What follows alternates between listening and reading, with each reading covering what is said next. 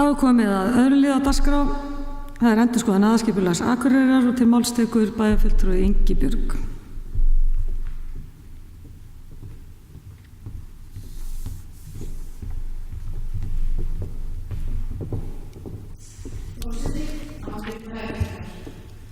Samkvæmt ákvæði 1. málsgreinar 35. skipulagslaga nr. 123/2010 skal að loknum sveitarstjórnarkosningum meta hvort ástæða sé til að endurskoða gildandi aðalskipulag.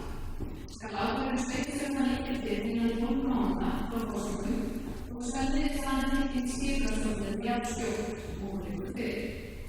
Í gildi aðalskipulag Akureyrar 2018-2030 sem samþykkt var í bæjarstjórn 6. mars síðastliðinn og tók gildi með auglýsingu í félags stjórnartíðinni þann 14. maí 2018.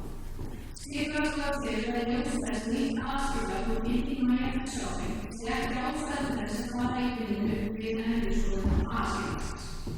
Er mælt með því að breyta fyrir sviðsstjórn skipulagssviðs að tilkynna skipulagsstofnun þessu niðurstöðu.